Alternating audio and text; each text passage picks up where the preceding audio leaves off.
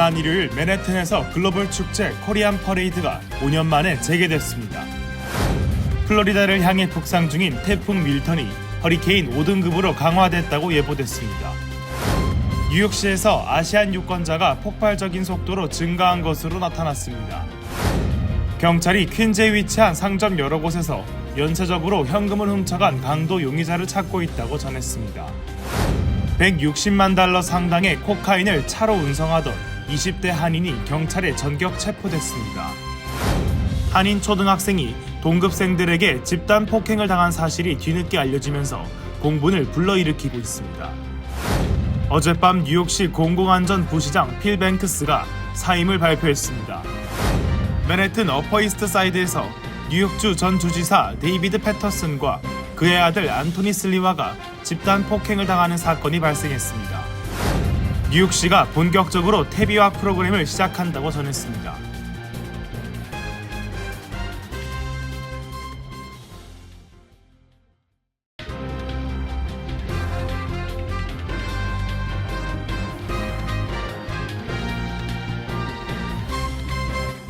안녕하십니까? KBTV 뉴스9 이정환입니다. 한민족 문화의 우수성을 미 주류 사회에 알리며 코리안 아메리칸의 힘과 위상을 다시 한번 과시하는 글로벌 축제 코리안 퍼레이드가 5년 만에 재개했습니다. 코리안 컬처를 경험하기 위해 몰려든 뉴욕커들의 발걸음이 이어졌고 대형 태극기와 성조기를 앞세운 퍼레이드는 지켜보는 한인들의 가슴을 뭉클하게 했습니다. 또 코리안 페스티벌 야외 장터에서 인종과 종교를 초월한 전 세계인들이 한국의 대표 먹거리를 즐기기 위해 몰려들었습니다. 전상 기자가 전해드립니다. 이날 퍼레이드에는 손자, 손녀의 손을 부여잡고 참여한 할아버지와 할머니부터 한인 2세 부부, 한국 학교에 재학 중인 어린 학생 등 각기 다른 모습을 하고 있었지만 코리안을 한마음으로 외치며 우리의 민족의 정체성을 되새겼습니다.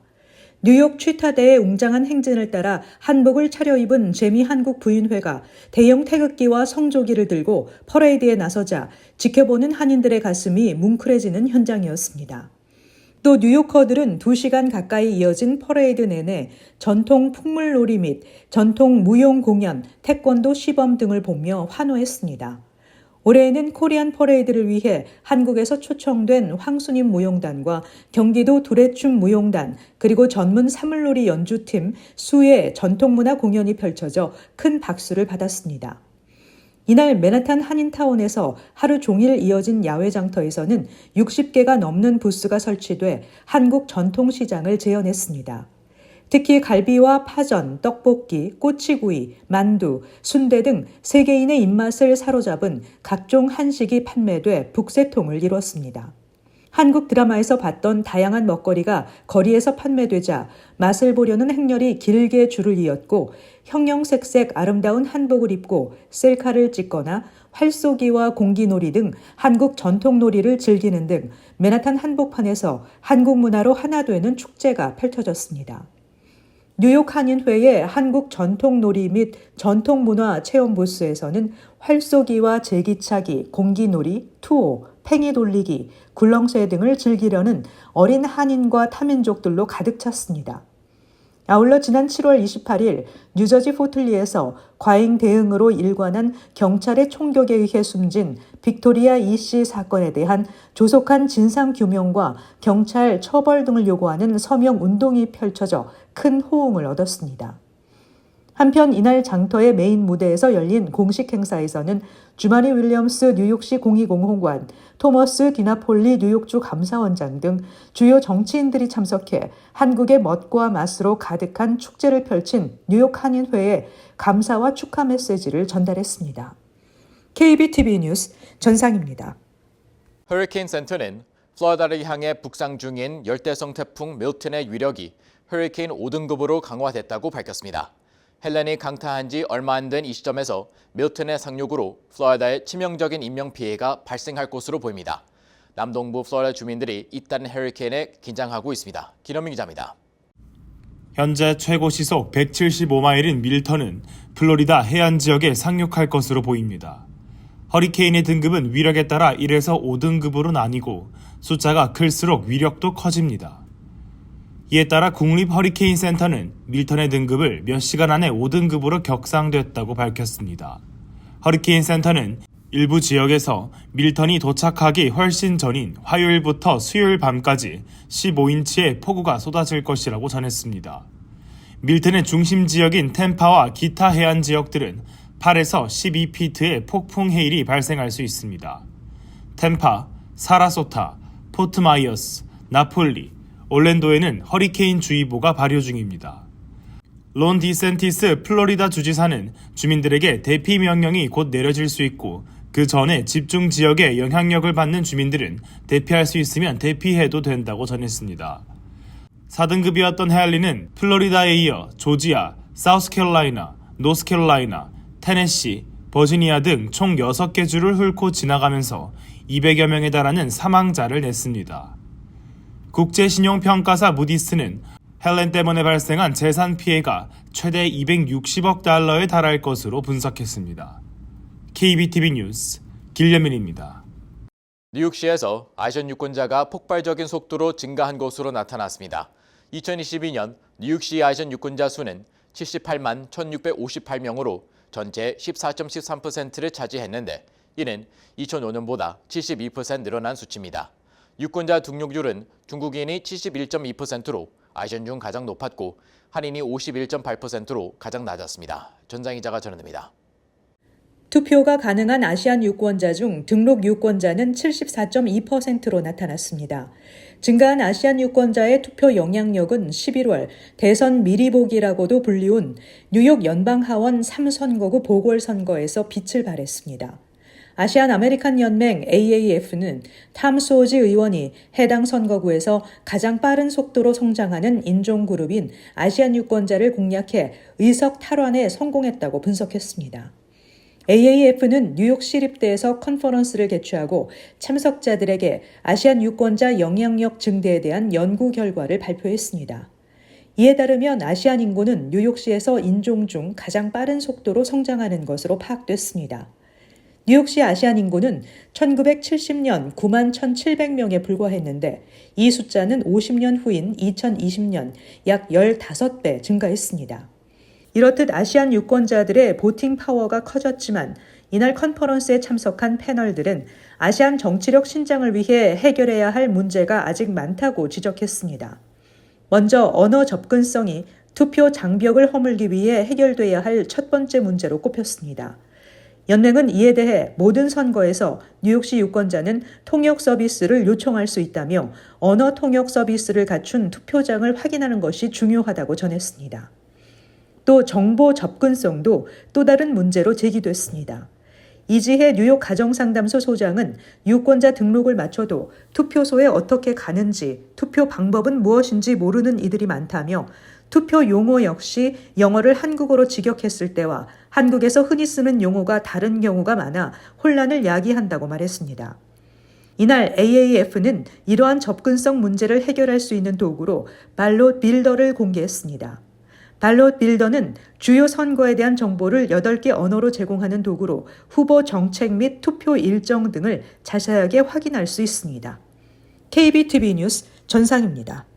뉴욕 경찰이 지난 여름 퀸즈에 위치한 상점 여러 곳에서 연쇄적으로 현금을 훔쳐간 강도 용의자를 찾고 있습니다. 특히 한인들이 운영하는 가게에서 집중적으로 범행을 벌여 금전적 피해가 막대하다고 전했습니다. 기러미 기자입니다. 뉴욕시 경찰에 따르면 용의자는 지난 8월 최소 8개의 상점 뒷문으로 침입해 현금을 모조리 훔쳐 현장을 달아났다고 전했습니다. 당국은 범행 당시 부상자는 없었다고 덧붙였습니다. 퀸즈 베이사이드 노던 블루버드에 한인들이 운영하는 떡집, 국밥집, 스파 등 한인 비즈니스들이 집중되어 있는 상가를 대상으로 총 4곳의 가게에서 현금을 각각 다른 날짜와 시간대에 훔쳤습니다. 또 플러싱 162번가에 위치한 중식당, 치킨집, 스시집 총 3곳의 한인 업장에서 현금을 훔친 것으로 파악됐습니다. 경찰 조사에 의하면 용의자는 14,000불 이상의 현금을 훔친 것으로 추정하고 있습니다. 경찰은 특정 용의자가 특정 일대에 집중적으로 금전적 범행을 벌여 피해가 막대하며 용의자와 사건에 대한 시민들의 제보를 기다린다고 덧붙였습니다. KBTV 뉴스 길려민입니다. 무려 160만 달러 상당의 코케인을 차로 운송하던 20대 한인이 경찰에 전격 체포됐습니다. 한인이 운전하던 크라이슬러 차량에서 밀봉된 44파운드가량의 코케인이 발견된 것인데요. 범죄 활동에 연루된 것으로 보입니다. 전장 기자입니다. 마약 판매를 목적으로 160만 달러 상당의 코케인을 차량에 싣고 가던 20대 한인이 경찰에 체포됐습니다. 폭스 26 등 보도에 따르면 캘리포니아 고속도로 순찰 때는 프레스노 카운티 5번 프리웨이 쉴즈 애비뉴 인근에서 범죄 활동에 연루된 것으로 의심되는 크라이슬러 미니밴 차량을 정지시켰습니다. 차량 검색 중 경찰은 트렁크 내 박스 안에서 밀봉된 코케인 더미를 발견했습니다. 44파운드에 달하는 이 마약 더미들은 시가로 160만 달러에 달하는 양이었습니다. 이 차량의 운전자는 캐나다 출신 29세 최모 씨로 코케인을 판매 목적으로 소지하고 이동 중이었던 것으로 전해졌습니다. 이 사건은 프레스노 고강도 범죄 수사팀으로 이관됐으며 최 씨는 현재 마약 운반 혐의로 프레스노 카운티 구치소에 수감 중인 것으로 전해졌습니다. KBTV 뉴스 전상입니다. 한인 초등학생이 백인 동급생들에게 집단 폭행을 당한 사실이 뒤늦게 알려지면서 공분을 불어일으키고 있습니다. 현재 피해 학생의 부모들은 법적 대응 준비 중이며 경찰 보고서와 병원 기록을 확보한 상태라고 밝혔습니다. 피해 학생의 부모를 비롯한 한인 학부모들은 학교 측의 미흡한 대응에 대해 강하게 비판하고 있습니다. 전상 기자가 전해드립니다. 온라인 커뮤니티 미스 USA에 따르면 피해 학생의 부모 A씨는 지난달 19일 라치몬드 차터스쿨에서 1학년인 자녀가 학교 쉬는 시간에 다른 학생들로부터 심각한 폭행을 당했다는 글을 올렸습니다. A씨는 가해 학생들이 아이의 목을 조르고 손을 비틀며 무릎으로 눌러 제압했다며 발목을 잡아 질질 끌고 다니거나 훌라후프에 가둬 심하게 흔들었다고 했습니다. 가해자로 지목된 학생은 총 6명으로 모두 백인이며 당시 또 다른 한인 학생 1명도 괴롭힘을 당했다고 덧붙였습니다. 이 폭행으로 A씨의 자녀는 손에 상처를 입었고 심각한 신체적, 정신적 충격을 받은 것으로 알려졌습니다. A씨는 즉시 교사와 교장에게 이 사실을 알렸지만 학교 측의 대응은 미온적이었다고 주장했습니다. 그는 학교에서 받은 이메일에는 아이의 폭력 피해에 대한 언급은 없었고 단지 가해자 부모에게 사건을 알리고 운동장에서 위험한 물건을 제거했다는 내용만 있었다고 지적했습니다. 그러나 첫 폭행을 당한 지 6일 뒤인 24일 또다시 폭행 사건이 발생했습니다. A씨는 가해 학생이 종이로 만든 무기로 아이의 얼굴을 때리고 침을 뱉어 눈 부상을 입었으며 병원 치료까지 받았다고 밝혔습니다. A씨는 학교가 여전히 가해 학생들에 대한 명확한 처벌이나 분리 조치를 취하지 않았다고 분노를 표했습니다. 같은 날 폭행을 당한 또 다른 피해 학생의 부모 B씨도 유사한 상황을 전했습니다. B씨는 우리 아이도 4명의 백인 학생들에게 집단 폭행을 당했다며 배를 주먹으로 때리고 발로 차는 등 심각한 폭력을 행사했다고 말했습니다. 부모들은 학교가 이번 사건을 단순한 학생 간의 다툼으로 축소하고 있으며 피해 학생들의 고통보다는 학교의 이미지를 더 중요하게 생각한다고 비판했습니다. B씨는 학교는 사생활 보호를 이유로 CCTV를 공개하지 않고 사건에 대한 명확한 조사 결과도 제공하지 않았다고 불만을 표명했습니다. 현재 피해 학생의 부모들은 법적 대응을 준비 중이며 경찰 보고서와 병원 기록을 확보한 상태라고 밝혔습니다. KBTV 뉴스 전상입니다. 어젯밤 뉴욕시 공공안전부시장 필 뱅스가 사임을 발표했습니다. 그의 사임은 에릭 애덤 행정부 구성원 중 전 뉴욕시 경찰국 경감인 팀 피어슨이 사임한 이후 이뤄졌으며 그의 동생 테런스 뱅스의 회사에 관한 연방 수사와도 관련이 있는 것으로 알려졌습니다. 최시우 기자입니다. 어젯밤 뉴욕시 공공안전부시장 필 뱅크스가 연방 수사와 관련된 압박 속에서 사임을 발표했습니다. 뱅크스의 사임 역시 에릭 애덤스 시장이 연루된 연방 수사에 의해 촉발되었으며 전 NYPD 경감인 팀 피어슨이 이민자 보안 계약과 관련된 논란 속에서 사임한 이후 이루어졌습니다.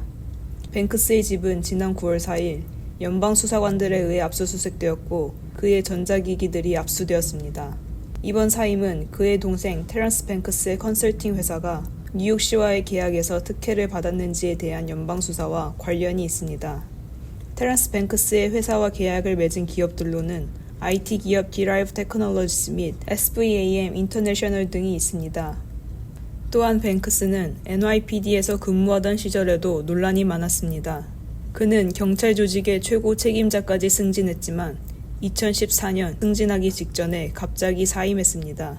당시 그는 승진에 불만이 있어서 사임했다고 밝혔으나 나중에 연방당국이 뇌물수수 스캔들로 그를 조사 중이었다는 사실이 밝혀졌습니다. 그럼에도 불구하고 애덤스 시장은 2022년 뱅크스를 30년 동안 공석이었던 공공안전부시장으로 임명했습니다. KBTV 뉴스 최시우입니다. 맨해튼 업버 이사이드에서 뉴욕주 전 주지사 데이비드 패터슨과 그의 의붓 아들 앤토니 슬리와가 집단 폭행을 당하는 사건이 발생했습니다. 용의자들 중 10대 청소년들은 자수했다고 전해졌습니다. 기러미 기자가 전해드립니다. 패터슨의 대리인은 산책을 하던 패터슨과 안토니 슬리와는 집에 도착하기 몇 블럭 전에 길거리에서 5명의 용의자와 언쟁을 벌였고 그들의 얼굴과 몸을 구타했다고 전했습니다. 용의자들은 공격 후 도주했으며 패터슨과 슬리와는 웨일 코넬 메디컬 센터로 이송되어 안정을 되찾았습니다. 용의자는 각각 12세, 13세 소년이고 그들은 부모님과 함께 해당 지구 경찰서에서 자수했으며 집단 폭행죄의 혐의가 적용됐습니다. 세 번째 용의자도 자수했지만 경찰은 그가 직접적으로 관련되지 않았다고 결론 내리면서 아무런 혐의도 적용되지 않았다고 전했습니다. 패터슨 전 주지사의 대변인은 패터슨과 그의 가족은 용의자들이 스스로 자수한 것에 다행이라며 아직 어린 청소년들이 이 사건으로 인해 반성했으면 좋겠다고 전했습니다. 사건 다음 날인 토요일 오전 그들은 병원에서 치료를 받고 퇴원했습니다. 대리인은 패터슨은 사람들이 개인적 혹은 정치적 이득을 위해 폭력을 행사하는 것이 없어지길 바란다고 전했습니다. 또한 패터슨과 그의 아내는 경찰의 빠른 대응에 감사함을 드러냈습니다. 한편 슬리와는 전 공화당 소속 시장 후보인 커티스 슬리와의 아들이라고 전했습니다. KBTV 뉴스 길려민입니다. 뉴욕시가 본격적으로 퇴비화 프로그램을 시작합니다. 퀸즈와 브루클린뿐만 아니라 브롱스, 맨해튼, 스태튼 아일랜드 주민들이 잔디와 음식물 쓰레기를 도로변에 내놓을 수 있습니다. 최슈 기자입니다. 뉴욕시가 본격적으로 퇴비화 프로그램을 시작합니다. 뉴욕시의 도로변 퇴비화 프로그램이 퀸즈와 브루클린에서 시작된 이후 지난 일요일부터 모든 5개 자치구로 확대되었습니다.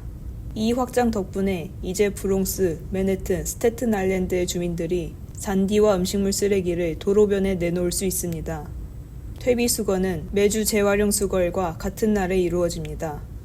뉴욕시에 따르면 퇴비통은 55갤런 이하 크기여야 하며 투명한 플라스틱, 종이 또는 퇴비화 가능한 봉투로 안을 덮어야 합니다.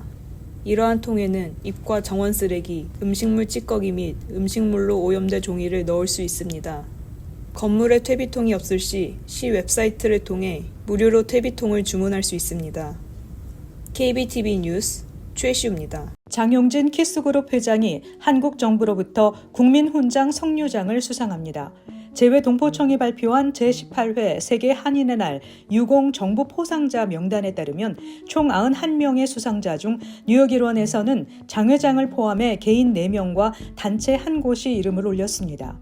국민훈장 석류장을 받게 된 장 회장은 미국에서 사업을 경영하며 청년들에게 기회를 제공하고 인재 양성에 힘썼다는 평가를 받았습니다.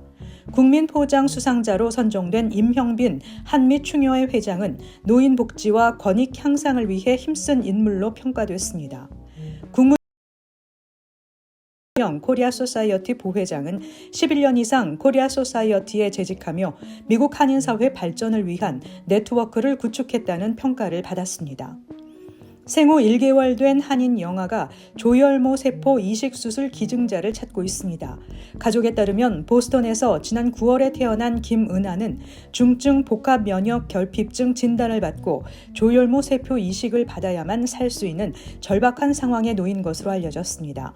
현재 영아는 조혈모 세포 기증자를 애타게 찾고 있는 상황이지만 조혈모 세포 기증자들 중 아시안계 기증자가 상대적으로 부족한 상황이어서 환자와 적합한 기증자를 찾기 어려운 상황이라며 뉴욕 일원 한인들의 동참을 호소하고 나섰습니다. 뉴욕 가정상담소가 오는 11일 가정폭력 종식을 위한 침묵 행진을 실시합니다.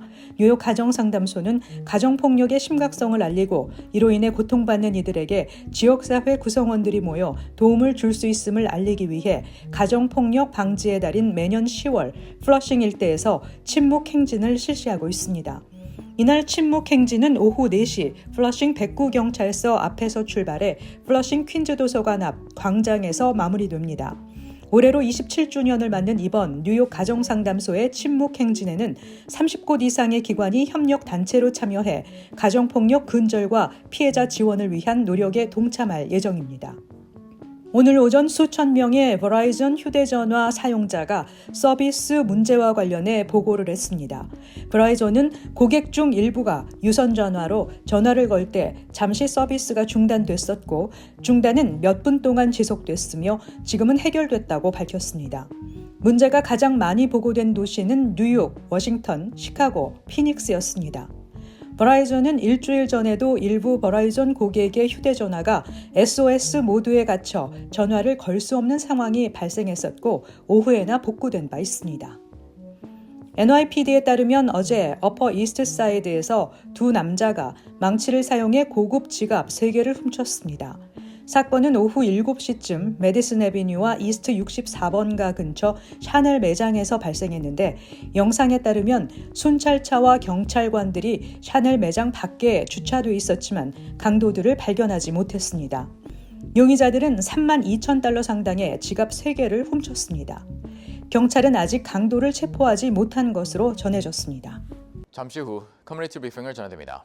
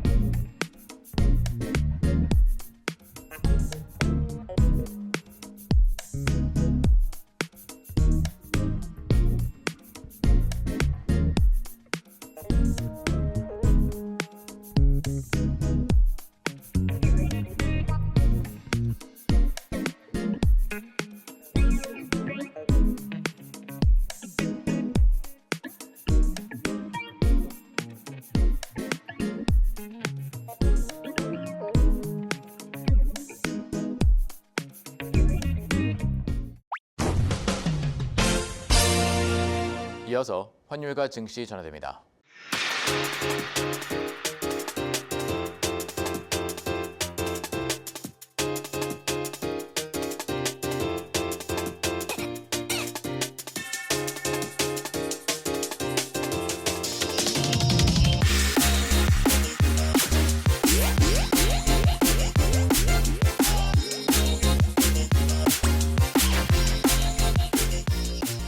잠시 후 뉴욕과 뉴저지 날씨 전해드립니다.